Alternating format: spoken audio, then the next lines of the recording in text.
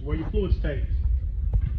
So we're gonna go reservoir, feed line, your pump, your pressure line, your return line. It returns from the rack and pinion here back to the reservoir is what it does. This is the only line that has pressure on it. These two lines have no pressure on it whatsoever. This is the one that carries a high volume of pressure. It's going to always be a different constructed line. It's going to be super strong. All right. We're going to leave there. We're going to go to the rack and pinion. The whole section is going to be called the rack and pinion. Now the rack is going to have several different pieces to it.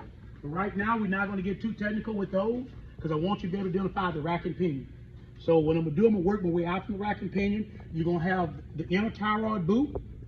We don't have this boot off. Behind this boot, you're going to have an inner tie rod in, which is this long one here, but it couples right inside this boot. Then you'll have the outer tie rod in. Outer tie rod is going to always connect to the outer tie rod. Okay? I'm going to go from there. I'm going to come up the rack and pinion. This is going to be the steering knuckle right here. The reason why, it works like a juke joint. It allows that thing to be at a bend and turn. We're going to do the steering shaft. This section here is going to be the steering column. This is going to be your steering wheel.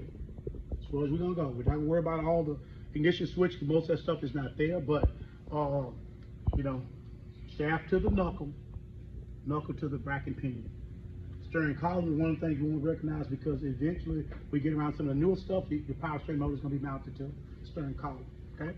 Now we're going to leave there. We're going to go to, let's go back to just lower subframe. You're going to have your stabilizer bar. You're going to have your stabilizer bushings. It's going to be right here. While your stabilizer out, you have a stabilizer inlet.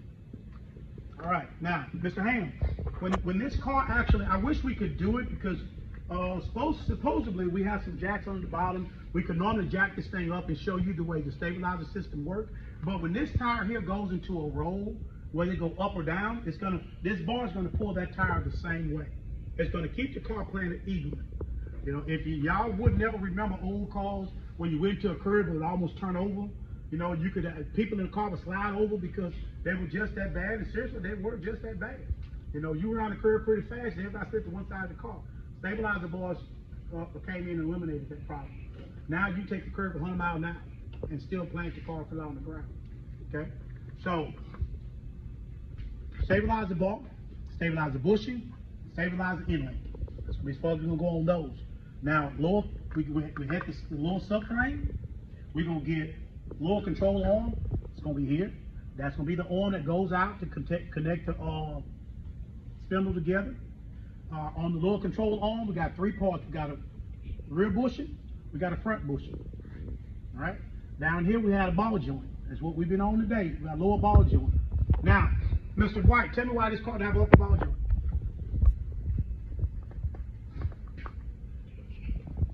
Say again? Because you got a strut. It's got a strut. This car doesn't have an upper ball joint. The strut assembly connects to the spindle. It connects to the lower ball joint. So all cars don't have upper ball joint. That's why you didn't say it had a knuckle because it's all the strut assembly. Well, that's what we're going to get to right in here. This can be called a steering knuckle, a steering spindle assembly, either one. I just ordered one for Audi, a 2015 Audi. Me and the guy on the phone got into it because I told him I need the whole steering assembly. He said it's a knuckle. I said, well, it doesn't matter. Knuckle assembly. No, it's different. So when I went and looked it up on it, it's either steering knuckle or what we just call it? Steering spindle, yeah. So this whole section right here is going to be a knuckle or a steering spindle, either one. If you call it knuckle, it's not wrong. If you call it spindle, it's not wrong. Now, we got some other parts in here like the hub assembly, which is going to be the bearing. But when we get down to it, at this semester, we just want to get the basic pieces. Next semester, we take this tire off. You're going to show me your hub assembly. You're going to identify those. So what I'm going to do, I'm going to take Mr. Jordan first. Mr. Jordan, name as much as you can name. And there's no right or wrong here. I want you to name as much as you can name.